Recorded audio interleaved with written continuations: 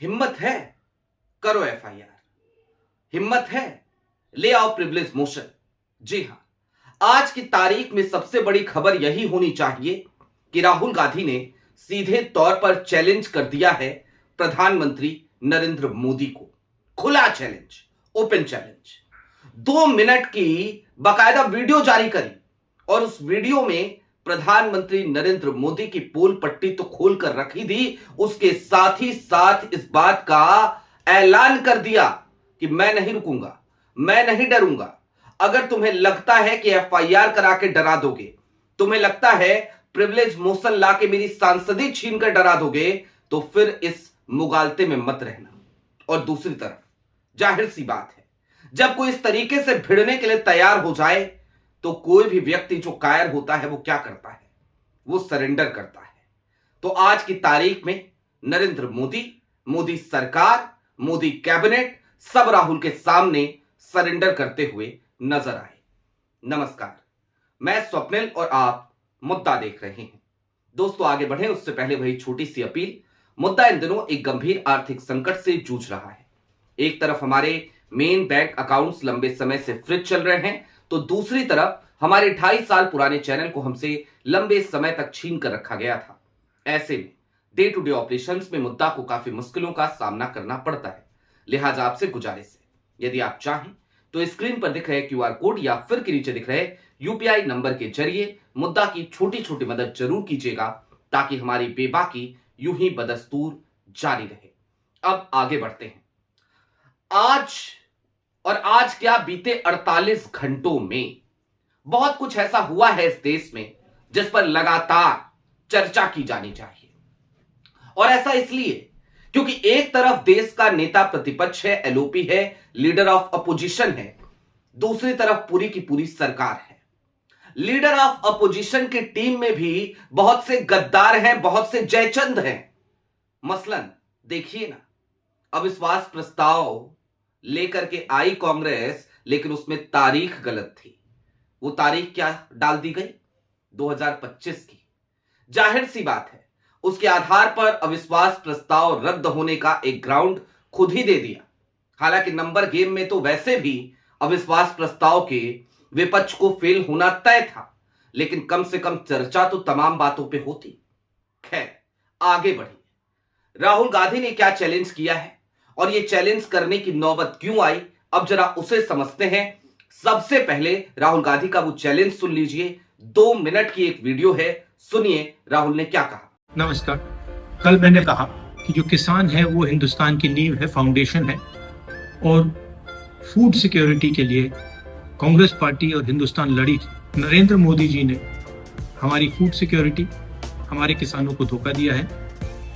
US के साथ deal करके उन्होंने कपास के किसानों को, सोया के किसानों को, सेब के किसानों को, फल के किसानों को बेच दिया है।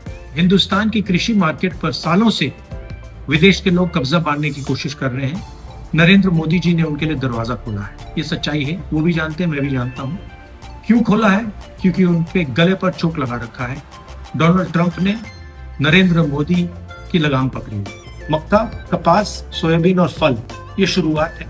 नरेंद्र मोदी पूरी कृषि मार्केट के दरवाजे खोलेंगे अपने मित्रों के लिए, अदानी अंबानी जैसे लोगों के लिए, विदेशी ताकतों के लिए। भारत के किसान और पूरा देश जानता है कि नरेंद्र मोदी किसान विरोधी है। वो अपने मित्रों की मदद करता है।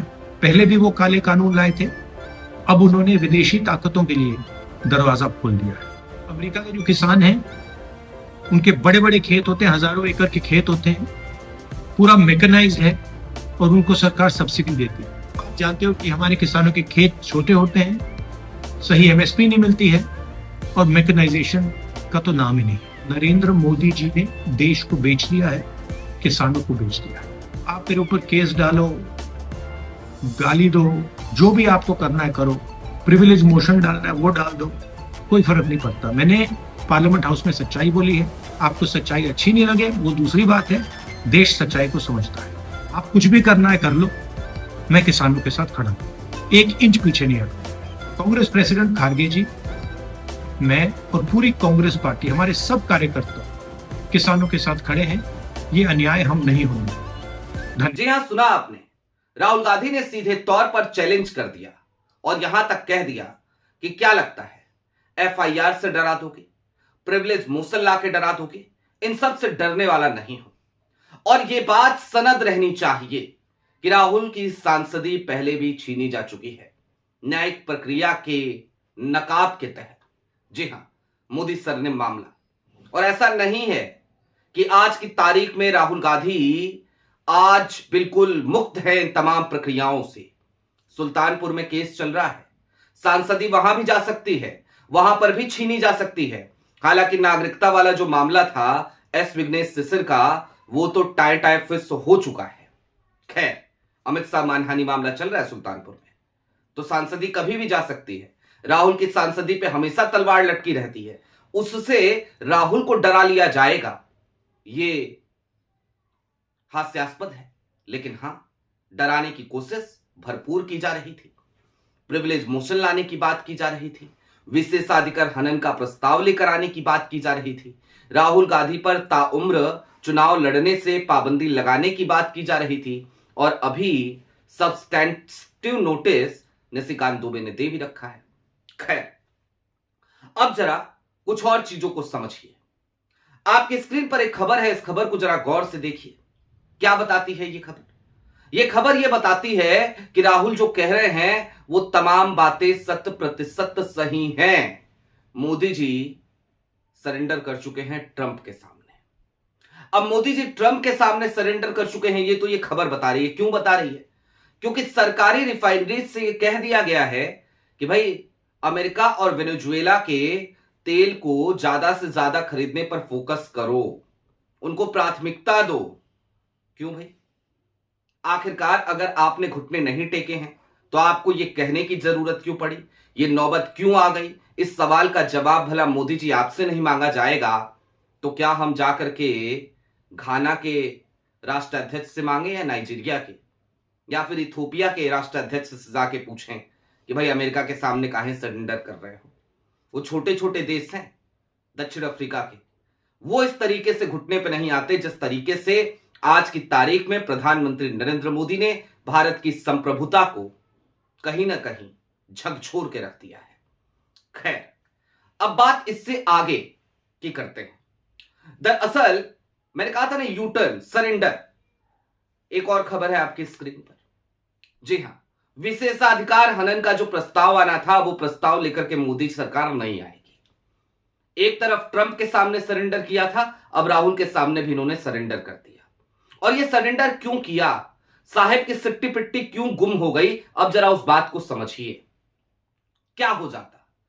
विशेषाधिकार हनन का प्रस्ताव आता, राहुल की सांसदी चली जाती, रायबरेली से फिलवक्त वो सांसद हैं, सांसदी जाती, 6 महीने के अंदर उपचुनाव होता, राहुल गांधी वहां पर फिर जाते, फिर से चुनाव लड़ते, और इस बार और भी ज्यादा वोट लेकर के फिर से सदन में आ जाते, और 6 महीने तक, जब तक कि वो सदन से बाहर रहते, वो पूरे देश में घूम घूम कर जो माहौल पैदा करते, और इस देश में जगह जगह इस बात की जो चर्चा होती, जाहिर सी बात है वो एक बड़ा सरदर्द बन जाता मोदी जी के लिए।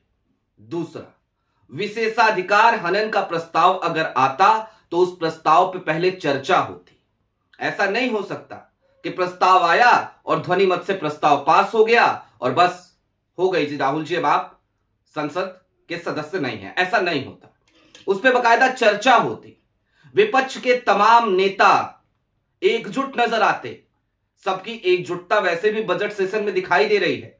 राहुल गांधी को नहीं बोलने दिया गया, और तमाम नेताओं का जब नाम लिया गया तो उन्होंने कहा नहीं, पहले नेता प्रतिपक्ष को बोलने दीजिए, पहले राहुल गांधी को बोलने दीजिए, वो बोलने उसके बाद हम बोलेंगे। चाहे वो अखिलेश यादव हो, चाहे वो शशि थरूर हो, चाहे वो अभिषेक बनर्जी हो, तमाम नेता हो विपक्ष के, सबने एक सिरे से इस बात को खारिज किया कि राहुल से पहले उनको बोलने का मौका दे दिया जाए। और राहुल ने कल बोला तो उसके बाद आपने देखा ही होगा वो दृश्य। किरेन रिजिजू वो खड़े हो गए, कहने लगे ऑथेंटिकेट कीजिए, ऑथेंटिकेट कीजिए। जैसे ही कहा ऑथेंटिकेट कीजिए, राहुल गांधी ने कहा अभी लिए कर देता हूं, इसमें कौन सी बड़ी बात आपने मांग ली? भाई आप संसदीय कार्य मंत्री हैं ना, आप कह रहे हैं ऑथेंटिकेट करने को, मैं अभी कर रहा हूं। चेयर पे बैठे हुए थे जगदंबिका पाल। इससे पहले वाली वीडियो में मैंने वो क्लिप आपको दिखाई और आपने अलग अलग प्लेटफॉर्म्स पे भी देखी होगी। जाहिर सी बात है, जगदंबिका पाल इस बात को भली भांति तौर पे समझते थे, चूंकि एक दिन के मुख्यमंत्री भी रहे हैं भाई, वो भली भांति समझते थे कि ऑथेंटिकेट कर दिया तो एक्सपंज भी नहीं कर पाएंगे, ऐसे तो कम से कम कुछ जगहों पे कैची चला सकते हैं, रिकॉर्ड से हटा सकते हैं। तो उन्होंने कहा नहीं नहीं, माननीय मंत्री ने कहा है, चेयर आपसे नहीं कह रही है, आपको ऑथेंटिकेट करने की कोई जरूरत नहीं है। ये कहने की नौबत ही सिर्फ इसलिए आई क्योंकि राहुल तो ऑथेंटिकेट कर देते, उनको कोई फर्क नहीं पड़ता। खैर, अब चलते चलते इस बात को समझिए कि आज की तारीख में कुल मिलाकर राहुल गांधी भिड़ने के मूड में है। एक अलग तरीके का अग्रेशन उनके अंदर नजर आ रहा है। किसानों का मुद्दा हो, मजदूरों का मुद्दा हो, आम इंसानों का मुद्दा हो, हर मुद्दे पर वो मोदी सरकार से दो दो हाथ करने के लिए तैयार खड़े हैं। और दूसरी तरफ मोदी सरकार अपने ही तमाम खेल में, अपनी ही बिसात पे बुरी तरीके से फंसती हुई नजर आ रही है, क्योंकि जवाब देने के लिए कुछ है नहीं, तो जवाब दें तो दें क्या। बहरहाल, आपकी क्या राय है कमेंट बॉक्स में जरूर बताइएगा। अभी के लिए दीजिए इजाजत। चलते चलते फिर वही अपील, चैनल पे नए हो तो सब्सक्राइब करते हुए जाइएगा, सक्षम हो तो छोटी छोटी मदद मुद्दा की जरूर कीजिएगा। बहुत शुक्रिया।